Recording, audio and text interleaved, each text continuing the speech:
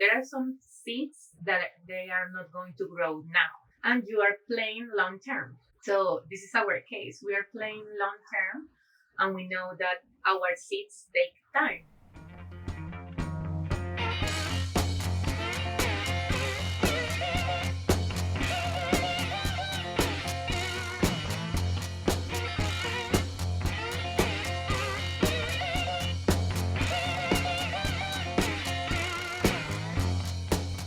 Our featured speaker today is a bilingual Colombian-based lawyer who believes that empathy and innovation are key aspects to improve the welfare of society. She's the co-founding partner of Sirirí al Derecho, a firm that provides consultancy services for a variety of needs, including educating audiences on ethical business practices and corporate social responsibility principles. Alejandra, it's a great pleasure to have you as our featured speaker today. Thank you so much for being willing to share your journey with us. Thank you, Nancy and Spencer.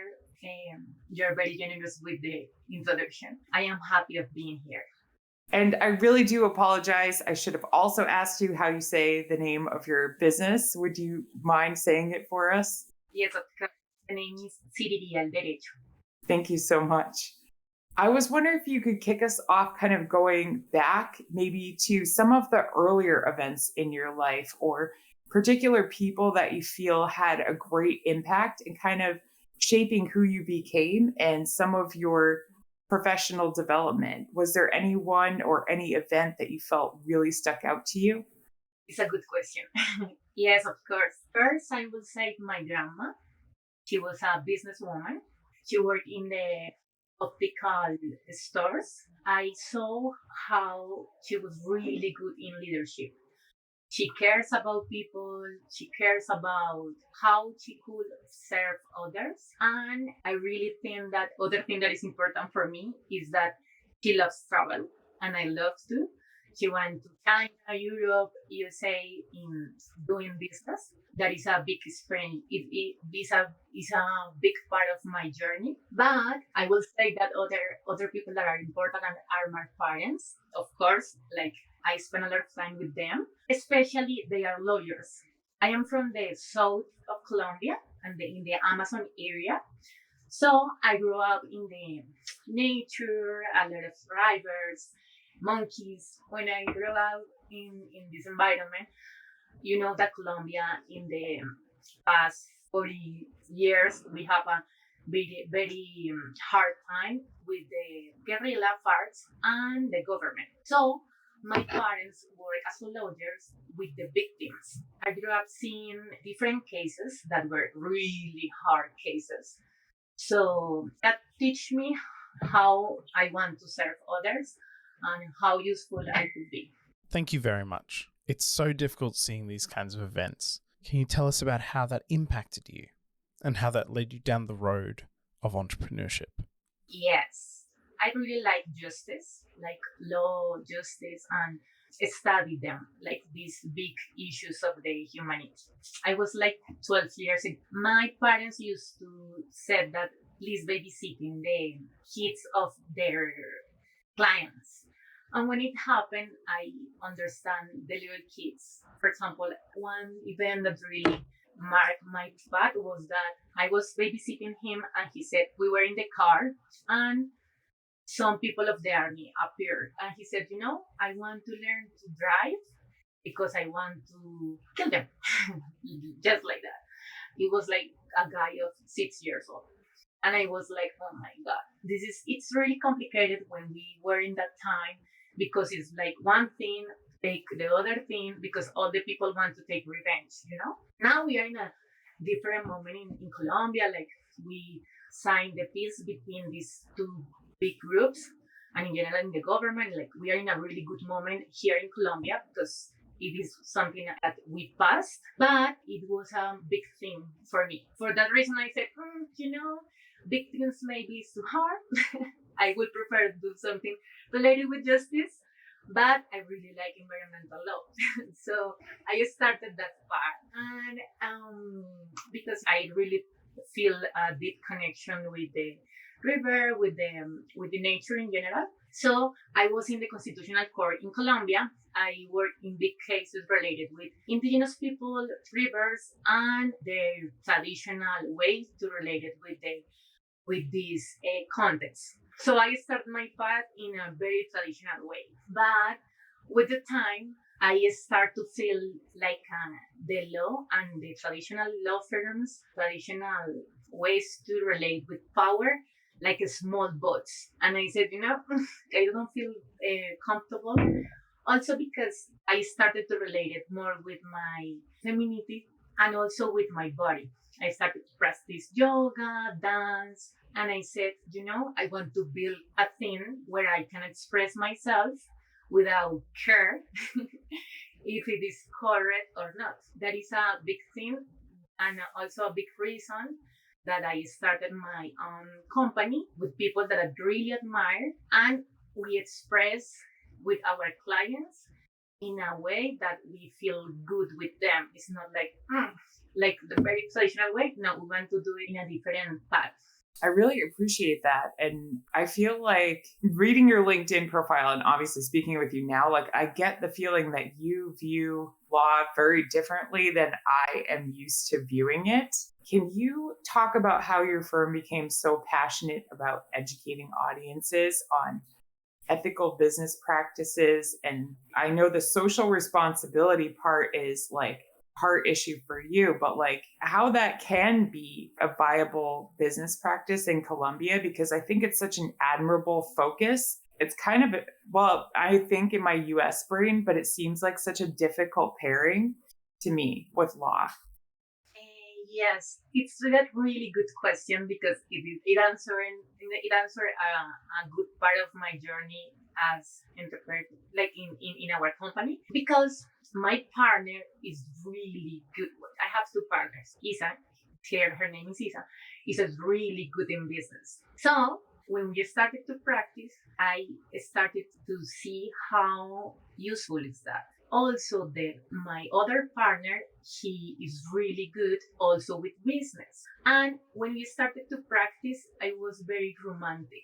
And I was, I want to change the world. And law is a good tool to do that. But when we started to practice, a lot of people came, I want to have a better job. I want to have more opportunities. And obviously, if you have a better job, better, like more money, more opportunities, more education. So I started to see how important is this part. It's the part of learn how to, and I don't know if in the United States and other places it is different, but in Colombia, even at the university, we don't know anything about finance. In this journey, I said, okay, this is a big need. Some people started to call us to say, I want to start my company, but I don't know how to do it. What is the first step? I don't know how to do it. And also in the human side, like I feel scared. I don't know if it's a good idea. All these things. I said, okay, I need to study this. And more or less, that is how I am in the MIT bootcamp. I think the MIT Bootcamp is one of the factors that unites our community. Did you have any particular aspects of the disciplined entrepreneurship framework that you found particularly useful in your journey? Alternatively, do you have any other frameworks or tools you recommend to entrepreneurs? Oh my God, for sure. I found all the steps, all the weeks were useful for me. For example, the first one, when we learn how to decrease bias, ask good questions to understand the other one. But for me, that one was like, do you know this emoji where the brain is like this? My mind blown. I take notes and I put it in my office, in the walls, because I use it a lot. I use it all the time because I started to ask better questions to my partners and also to my clients and also to even for relationships. That is very useful. So that one was really good. I think that in general, the first weeks related with started to think how I can change this tiny thing, or I have this problem. Okay, I will take notes about it. To to see in a different way the reality and start to see problems to later fix. That one was meaningful. Other one, of course, I am a lawyer. I love these topics, and it was the class related with ethics, good practices in the business. So we saw some cases, different cases. I think that one was really good. And related with that, and in general, bias. I think that being able to be in a group with people with different backgrounds and it sells something, that is an amazing opportunity. And related with books in general, I think that biographies in general are very useful in my path because when I saw cases of people that I really admire and they also feel scared when they are doing something new or they feel but if they are rejected or the same things, even if you are, for example, Michelle Obama in the last book that she presented. And other one that is related with nature and maybe someone is interested in that is the history of nature. That is the story of Humboldt, that is an explorer. That's very interesting how he opened his world. And I think that what we are doing in the bootcamp, and I hear even you and me that we are talking about something and the possibility to have this conversation is also to expand our view of the world. Absolutely. That's definitely one of the things that we talk about. I think someone else said it to me as like expanding your lens or seeing through someone else's lens. But yeah, however you say it, I think that's definitely one of the key themes that we all kind of treasure. So you were talking in the beginning about, kind of finding co-founders that were very like-minded. And I was curious if you were making a recipe for a successful founding team, what are like the key ingredients you feel really need to be present, like really need to go into that recipe? I think that one of them is try to share values. At least the most important. For example, if you want to be sure that you want to do a big contribution in your company or your main objective is make money. So this kind of discussion, you have to have it. And also, I will say that people that you admire, for example, in my case, I have that privilege. And also, I think that is a key part, like try to admire the people that you are with. The last one is if you don't trust them, try to find people that you think that you will trust. Because maybe someone that you don't know yet well. But if you want to build something in the long term, I think that trust in the job that they do is important. And it makes everything flow. Without trust, you can't meaningfully build something together. Otherwise, you both have to always be looking over your shoulder. I really appreciate you sharing that with us. Do you think as your entrepreneurial journey has gone on, your leadership style has changed? What do you think influenced how you lead? Yes. When you are interacting with other people, you learn a lot of things about them. So at the end, you finish like a mix of the team and the way of the leadership that they have. For example, one of our partners, he's really focused and he doesn't like spend time in meetings. And the other partner and we used to spend a lot of time like in meetings, planning, organizing, and even seeing details because we care about that. But him is like, it doesn't matter, like focusing the objective. And now I am like, yes, we lose a lot of time with that details. So you change a little, but at the end, also you have to know what are you good at, and what they are good at. So it depends on the case. Also, you choose who is going to lead better that point. That's a really good take too. I think it's something personally that continues to evolve like over the course of our journey. So when we have you back, we'll have to ask you about that again too. I was also thinking as I was reading through your LinkedIn profile, like starting your own law firm and like not having like a base of clients. And I know this is like present in any industry, but that's something that I feel like in the US, you can advertise your law firm, but at the end of the day, like you really want a personal referral. So I'm kind of curious as to how you decided that, you wanted to co-found your own law firm versus, be part of an existing practice that had a reputation that you aligned with.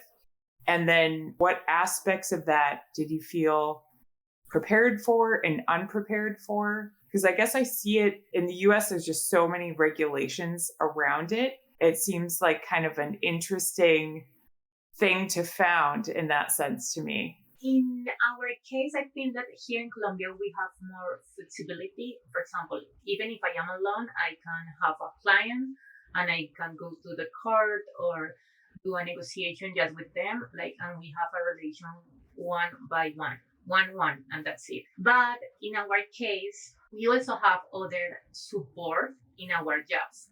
So, for example, as I said, I also work with my parents.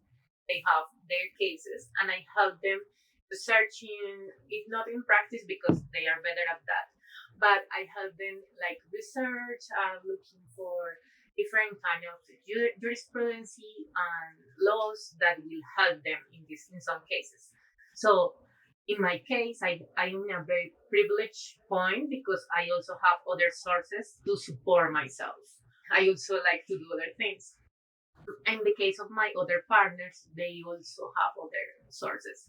So I think that in our case, we are in a good point, in a privilege, because we could take cases, but it's not something that is going to take us every day 8 to 5.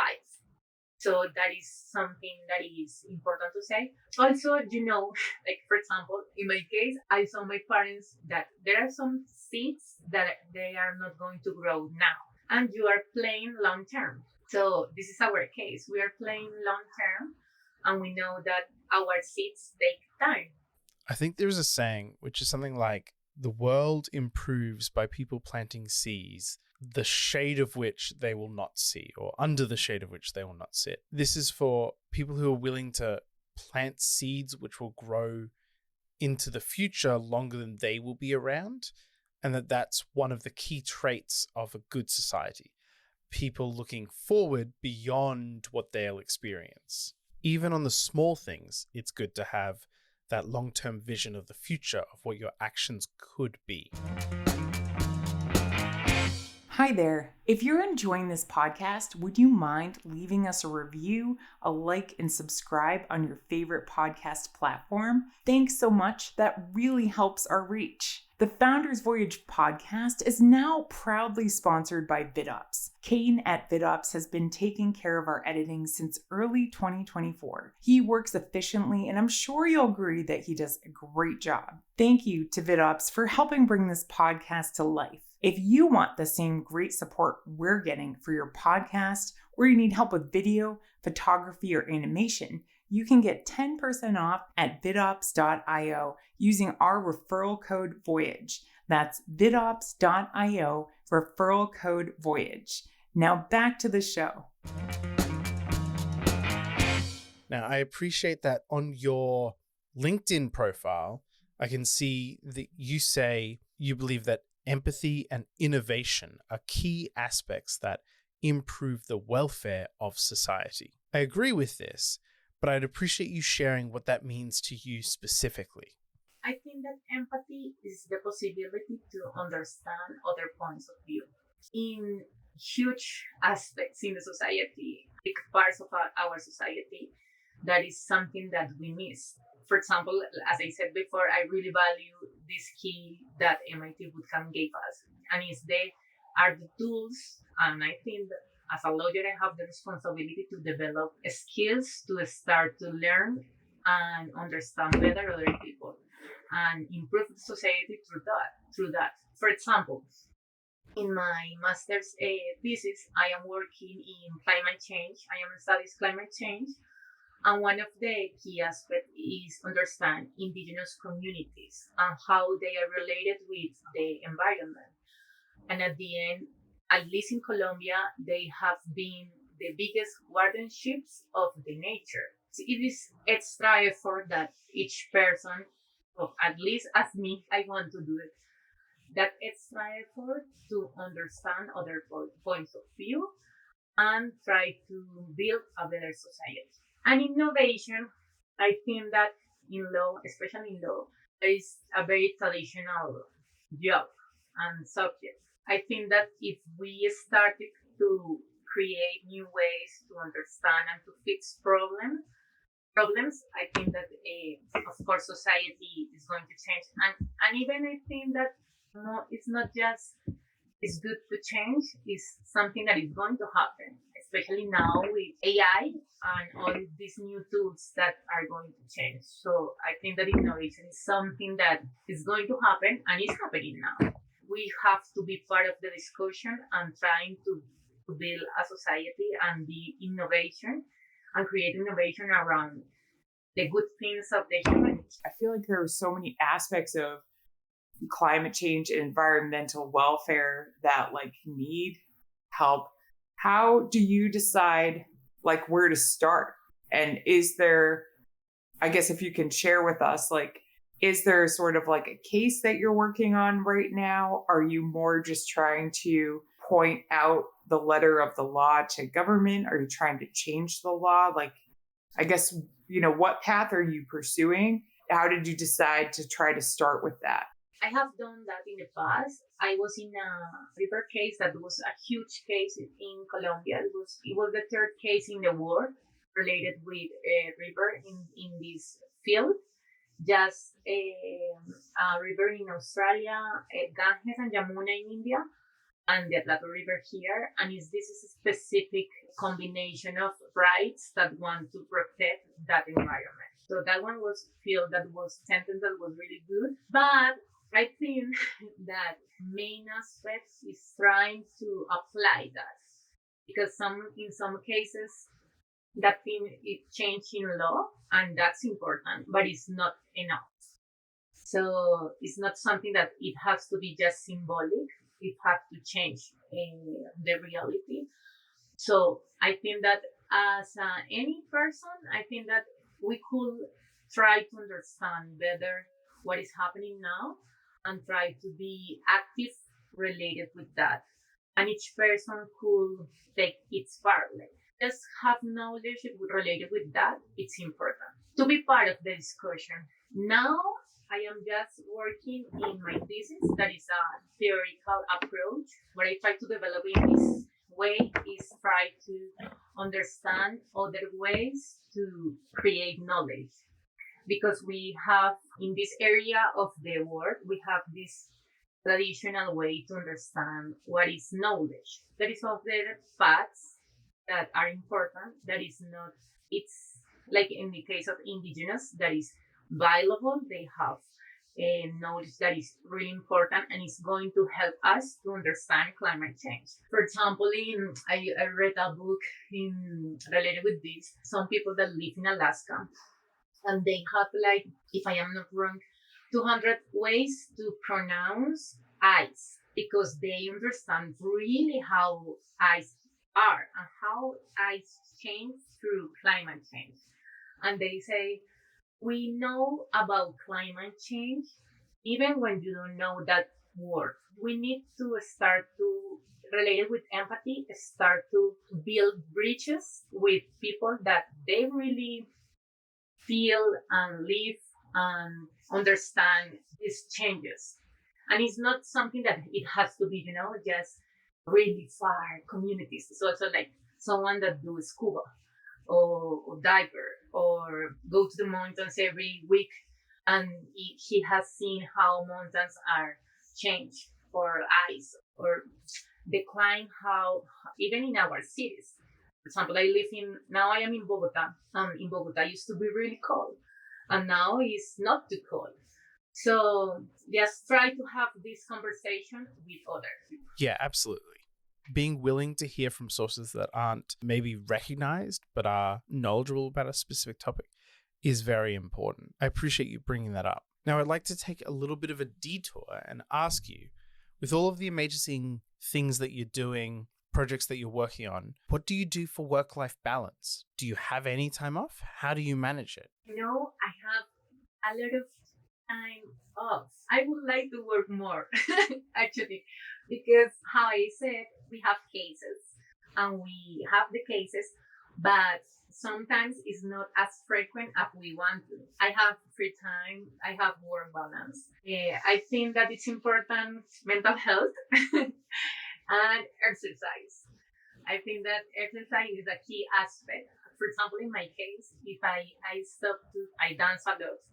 I am from Colombia, so I dance a lot. So if I stop to do that things that I really like, take care of my body and my mental health, it also helps you to have more energy and to do everything better. You're speaking to the right crowd, because Spencer and I have both at separate times indicated that exercise is definitely part of our work-life balance. And that is what I do for a living, helping people find that. I think it's really, really important. So I really appreciate you bringing it up. I do want to transition a little bit though, because I was really curious for you, having gone through the boot camp program. I know we've talked a lot about environmental law, but is there anything, like a problem that's totally different that you would love to solve at some point and use this passion that you have to help others to dive into?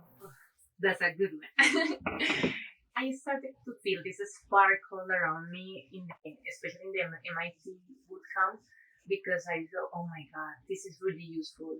More people should know and have these tools, especially in things related with how to develop a business. So I would love to help women develop businesses, because there is a difference between men and women, and in this specific topic. And I have seen that, like I met a lot of women that even if they work, they can use the money in the way they want. I think that is a problem that I would love to help change. And also, I have seen how women with their jobs and with their businesses could change a whole family and could give more opportunities around her. And also, I like that because I find that in this specific field, I can also meet the body. So, for example, dance, like I think that we can learn and change also through being empowered through our bodies. So I would like to add that. But it's for now, it's something that I would love to do in the future. That's excellent. I always enjoy hearing about the passion projects and interests of those we talk to. We've got a particular question that we like to ask at the end of each discussion, which goes like this. What do you think has been the best lesson or takeaway from your journey that you would like to share with us today? It's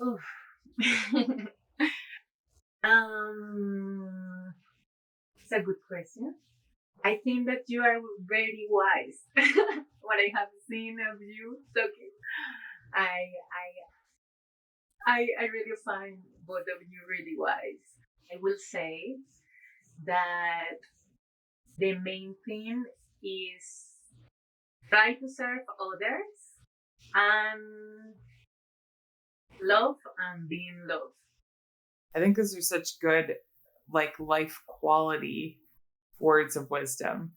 Thank you for the compliment. I think that you are also very wise. I think that that's the beautiful thing to me about community is that we have, wisdom or, experience in different areas. So I actually wanted to end with something we haven't really talked about before, but I feel like we should be more often. The pandemic changed the way that a lot of us thought about the need for community in our lives. And this community actually birthed out of that need. So I'm wondering, what role has community played in your journey? And, what did that look like? Or what does that look like? Yes, I think that that's a really important part. Understand that we could help others and others could help us. I mean, especially in this journey of build something that is at the beginning could looks crafty, or maybe you are doing things that someone is going to, like, a lot of people is going to reject, or you are changing a lot because you are trying new things and you are learning fast and you're changing.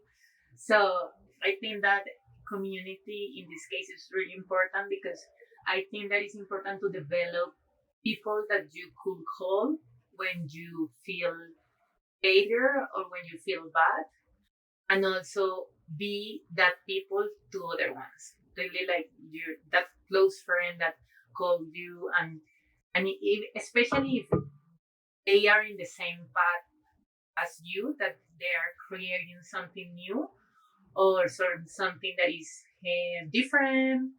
So sometimes, like, it's important to develop that community, and also to choose wisely the people that is going to be around you, especially in the hard moments. Choose well the people who are going to be around you in your hard times. I think that's an excellent quote, and we really like to start each episode with a wise quote from our guest, and I suspect that will be the one. Thank you so much, Alejandra. We appreciate your thoughts and everything you've shared with us and taught us today. Nancy and I and the rest of the team behind Founders Voyage feel fortunate to be part of this community with you and for the opportunity to bring this cooperative learning experience each week. Please join us next week at the same time for another inspiring conversation.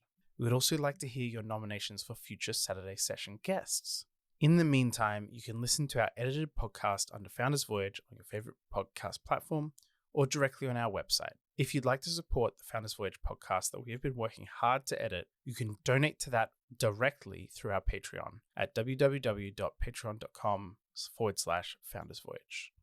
Yeah, thank you very much. It was wonderful to meet you, and I hope to continue to connect too.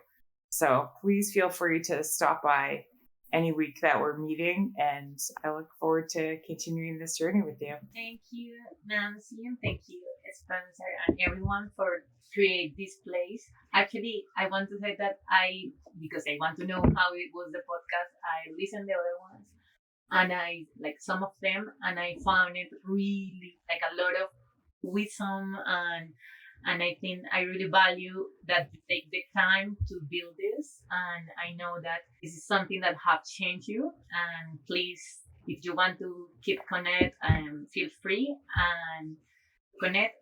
Thank you for. It's the first time that I do a podcast. And it's the first time that I do it in English. Oh, wow. I would never have known that. Something that I forget, it was like at the end, I forget to say that, but when it was applied to the MIT bootcamp, I didn't imagine that I passed. I was just like, I am going to apply. And it's like, what are you building is also give us new tools and opportunities and skills to grow. And I really appreciate this thing that you have done. Thank you. Thank you so much. I really appreciate you saying that. I do too, and I feel so honored that we're your first podcast interview and your first interview in English. That's really cool. So thank you. If I can ask you for a favor, if you wouldn't mind leaving us a short review on your favorite podcast platform, that would help us a lot too. Sorry, I already did it. That's phenomenal. Thank you so much. Aw, thank you so much. I appreciate it. All right. Well, keep us posted on how we can empower you in your journey too, because this goes both ways. And one of like my favorite things is seeing people meet each other in this, tangled web of all of these boot camp classes. And now Founders Voyage is some boot campers and some other entrepreneurs that I've met through people. So if you are like, man, who do we know like tackling environmental science in another part of the world? That's where my brain's going, or whatever. Like, just poke us and we'll find people for you. Thank you. Take care, and thanks for everything. You too. Have a wonderful rest of your day. Thanks so much. Thank you so much for joining, and have a great day and evening ahead, everyone.